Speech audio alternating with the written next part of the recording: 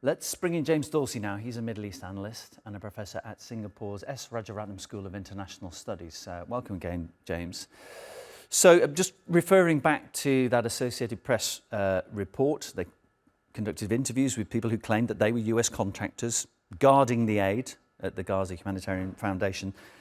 And the claim is that they have been shooting almost indiscriminately at people who were queuing up for aid, that they were using live ammunition, that they were using grenades. Reportedly, several dozen people killed again today, which makes the total death toll reportedly around 500 at least, people killed queuing up for aid. You could make the argument, I think, that this foundation is ending as many lives as it is saving. What is going on? Well, first of all, it's ending far too many lives. Whether it's as many as are being saved or not is neither here nor there. I have no reason to doubt the veracity and the integrity of the Associated Press report. I'm also not surprised that you're seeing U.S.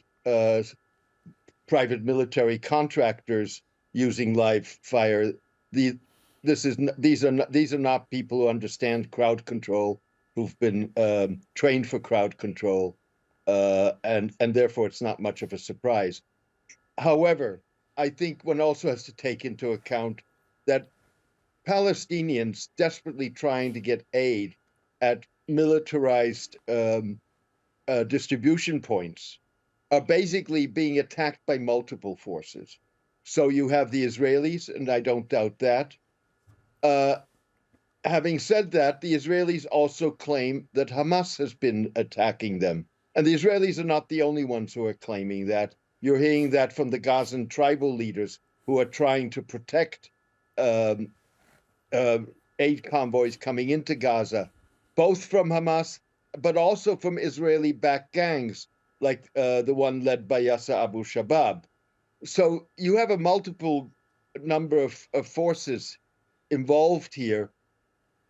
Whether or not it's the Israelis primarily who are responsible for the greater number of deaths, or the American private contractors, I don't think anybody really knows. But I would assume that they are accountable for a majority of those being killed. This foundation, my understanding is it was only set up in February, so it's brand new. I'm trying to understand the logic behind this. What do you think about this? How could it be considered a good idea to throw in a brand new aid agency into what's a catastrophic aid emergency instead of the established charities and the UN departments that have been doing this for decades? I mean, what is the logic behind that? Do you know? By definition, there's not the logic behind it is flawed by any measure. The establishment of the foundation and the attempt to control the distribution of aid is basically designed to undermine the United Nations, and particularly the United Nations Welfare and Relief Agency, which is responsible for Palestinian refugees, given that both the Israelis and the Americans deeply distrust the United Nations. And in terms of UNRWA, that's been designated by the Israeli parliament as a terrorist organization. And it's also, of course, designed to control who gets aid and who doesn't.